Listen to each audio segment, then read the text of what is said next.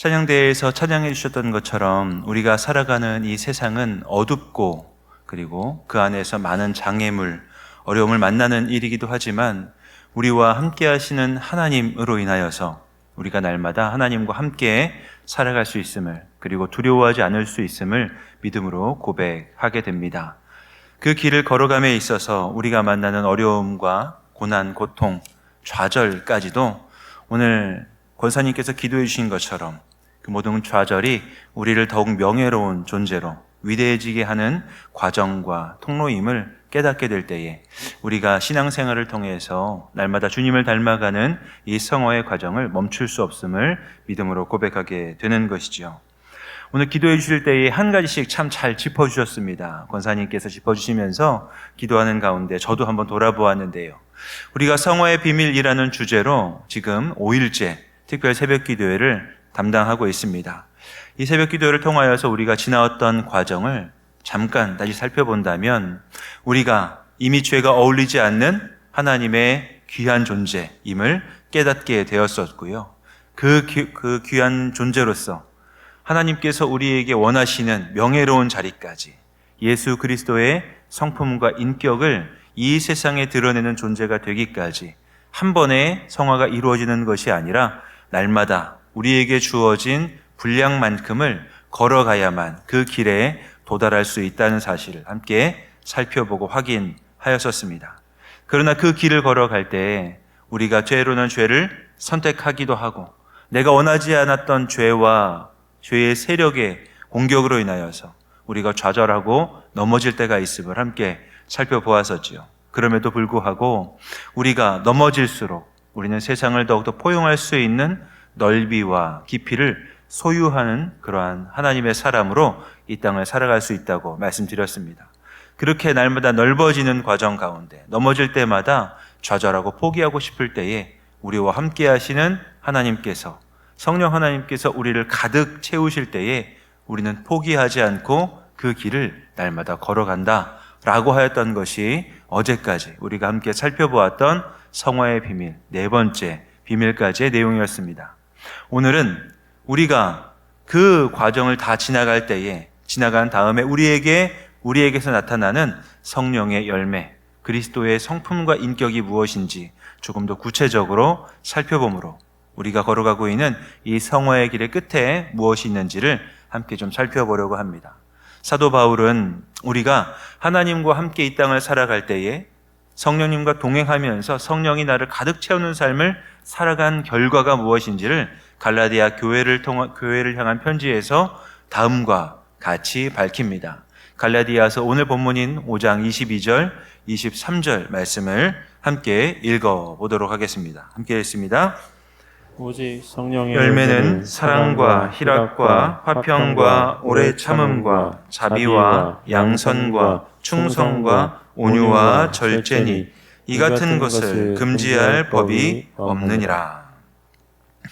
바울은 하나님의 사람이 성령님과 동행했을 때 맺을 수 있는 열매가 있다고 이야기합니다.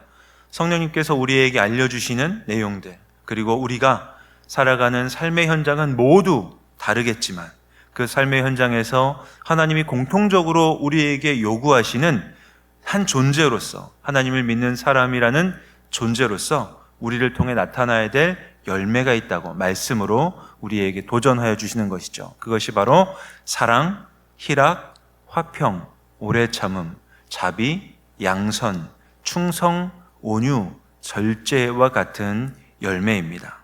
우리가 하나님과 동행하면 우리가 위대한 어떤 업적을 남기거나 아니면 우리가 세상에 자랑할 만한 지위나 권력을 갖는 것이 성령의 열매라고 이야기하지 않고요. 그 모든 것들을 다 포함하여서 우리를 통해 나타나는 것은 예수 그리스도의 성품이 바로 성령님과 동행하면서 우리가 맺어야 되는 열매라고 바울은 설명하고 있는 것이죠. 성령의 열매를 우리가 맺어야 되는 이유는 무엇일까요?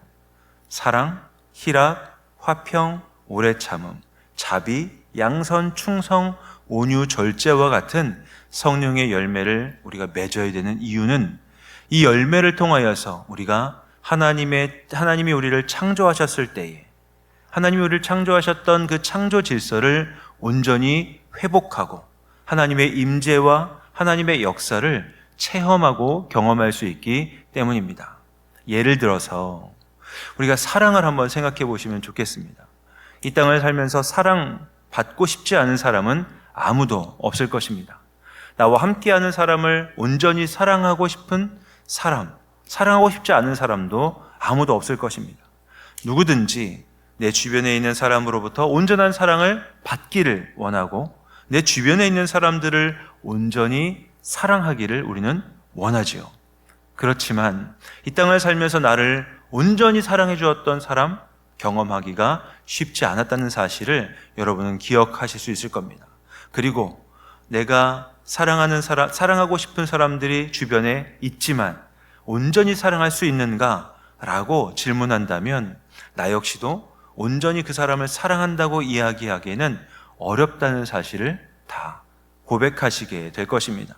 그러하기에 바울은 우리가 생각하는 사랑이 내가 생각하는 것만큼 쉽지 않음을 알기에 그 사랑은 성령님이 나를 가득 채울 때에 그리고 성령님과 오랜 기간 동행할 때에 비로소 할 수 있는 사랑임을 우리에게 알려줍니다. 갈라디아서에 나오는 이 사랑을 바울은 고린도 전서에서도 다음과 같이 설명합니다. 진정한 사랑이란 무엇인가?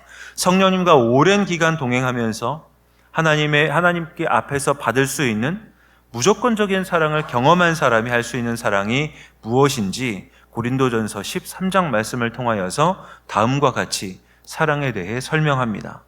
고린도전서 13장 4절에서 7절까지 말씀을 함께 읽도록 하겠습니다. 함께 읽습니다. 사랑은 오래 참고 사랑은 온유하며 시기하지 아니하며 사랑은 자랑하지 아니하며 교만하지 아니하며 무례히 행하지 아니하며 자기의 유익을 구하지 아니하며 성내지 아니하며 악한 것을 생각하지 아니하며 불의를 기뻐하지 아니하며 진리와 함께 기뻐하고 모든 것을 참으며 모든 것을 믿으며 모든 것을 바라며 모든 것을 견디느니라. 아멘. 성경은 사랑에 대하여서 사랑은 사랑받을 만한 대상이기에 하는 것이 아님을 우리에게 알려주지요. 우리는 사랑할 때 이렇게 표현하지 않으십니까? 네가 사랑받을 만해야 나는 사랑하겠다. 네가 사랑받을 만한 행동을 하고 네가 사랑받을 만한 반응을 나한테 보여주어야 내가 사랑할 수 있다라고 이야기하고 행동할 때가 많이 있습니다. 내가 상대방에게 내 나름대로의 사랑을 베풀어주고 행동을 한다 하더라도 상대방이 그 사랑을 받을 만한 반응을 보이지 않으면 우리는 그 사람에 대해 사랑하기를 포기할 때가 아마 많으실 겁니다. 그러나 성경은 사랑에 대하여 내가 사랑받을 만한 대상에게 사랑하는 것이 진정한 사랑이 아니라고 이야기합니다. 성경이 말하는 사랑은 온유하고 시기하고 자랑하지 아니하고 교만하지 아니하고 오래 참아주는 사랑의 주체가 바로 사랑을 받는 대상이 아니라 사랑하는 내가 되어야 함을 알게 되는 것이죠.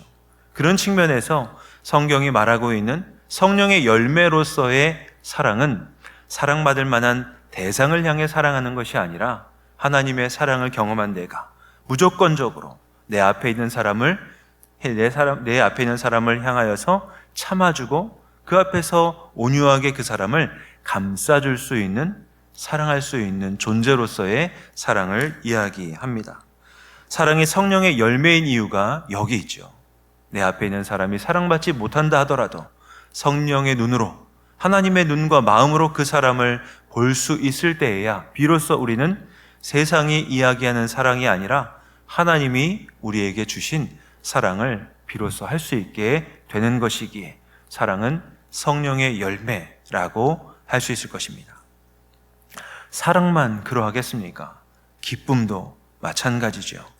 사랑과 함께 성령의 열매로 표현되는 희락, 그리고 화평, 오래 참음과 같은 모든 성령의 열매가 생각하기에는 하기 쉽다고 생각하지만 결코 우리의 의지, 우리의 능력, 우리가 가지고 있는 힘으로는 사랑할 수 없고 기뻐할 수 없고 다른 사람들과 사이에서 화평을 이룰 수 없음을 우리는 고백하게 됩니다. 그래서 예수님의 성품, 예수님의 인격으로 표현되는 성령의 열매는 우리의 힘과 노력으로 얻을 수 있는 것이 아니기에 우리가 날마다 주님과 동행하면서 성령 안에서 하나님의 사랑을 경험할 때에 하나님 안에서의 참 기쁨을 충분히 경험할 때에야 비로소 우리의 삶을 통해 이 세상에 드러나는 성령의 열매임을 우리는 믿음으로 고백하게 되는 것이죠. 그러니 우리가 사랑하고 싶어도 사랑할 수 없다는 우리의 실존을 우리는 날마다 고백해야 됩니다.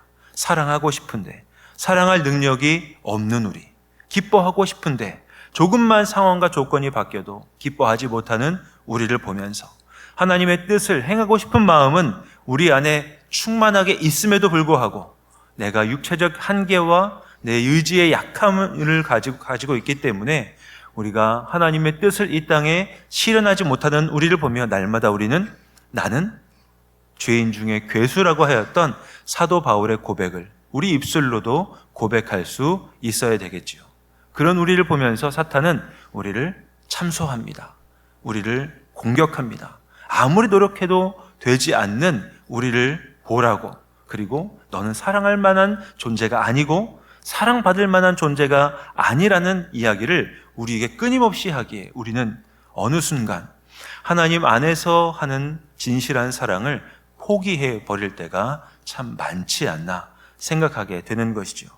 그렇다고 한다면 우리는 성령의 열매라고 하는 이 사랑과 희락과 화평, 오래 참음, 자비, 양선, 충성, 온유, 절제와 같은 성령의 열매를 포기해야 할까요?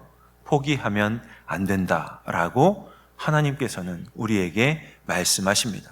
우리의 힘, 나의 의지, 나의 능력으로는 우리가 예수님의 성품과 인격을 닮아갈 수 없다는 것을 우리는 날마다 고백하지만 하나님께서는 우리의 능력이 아니라 하나님이 주시는 힘과 능력으로 그 일을 할 수 있음을 날마다 우리에게 이야기해 주십니다. 그렇기 때문에 성화의 길은 포기할 수 없고 그 길 끝에 있는 이 열매를 바라보며 우리는 날마다 나아가야 되는 것이죠. 좌우를 바라보시면서 이렇게 한번 이야기해 주시죠. 성화의 길은 포기할 수 없습니다 라고 말이죠.